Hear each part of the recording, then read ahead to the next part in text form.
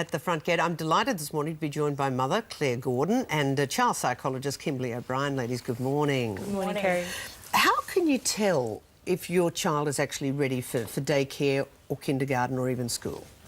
Usually they're sort of craving stimulation, so they may be feeling quite bored at home, maybe looking through the books and feeling like they need something, you know, maybe asking for a friend to come over and play. So if kids are really looking for that stimulation, then that's a good trigger for parents to start thinking about childcare. Mm-hmm. As a mother, and how old are your little ones? What's your...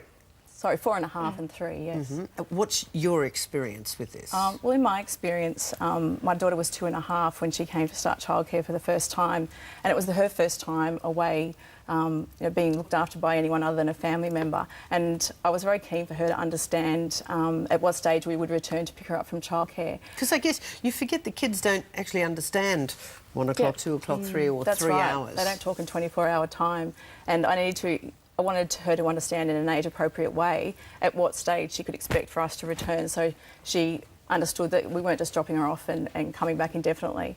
And so I sketched her a simple storyboard that explained the sequence of events between arriving at kindergarten and us returning to pick her up again. And I could talk to the storyboard and ask questions of her and establish some understanding from her. And by doing that, could you see her relax about... Was she anxious about going? I don't think she was really anxious. I think I was probably more anxious because she didn't really know what was coming. So Mummy did it for Mummy? Well, I did do it for Mummy because I felt a lot more confident knowing that she had some understanding that we would return to pick her up again.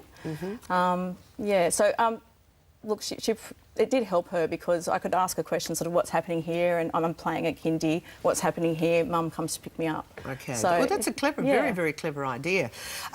Kimberly, how do you then, for the kids who you think are going, it's hard to average, how many kids do have a problem?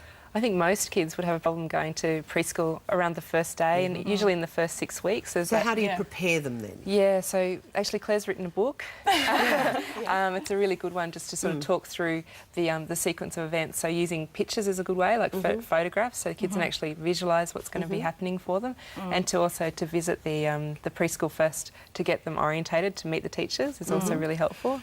So, yeah, getting the visitation around and giving them familiar surroundings, saying this is where you will be going in the future, and they take to that, I guess, quite well. Absolutely. And being positive, because as you mentioned, Claire, you're looking for a good night's sleep. You've got to try this. If you're looking for a great way to keep warm in bed during those cold winter nights, then you need to listen to what Janelle Munro from Daily Deals has for us today. Hi, Janelle. Good morning, Lauren. This year, Daily Deals have our best ever deal on our popular wool quilts. It's the most natural way to keep warm in winter and cool in summer. Really? Why is this? Well, it's because wool breathes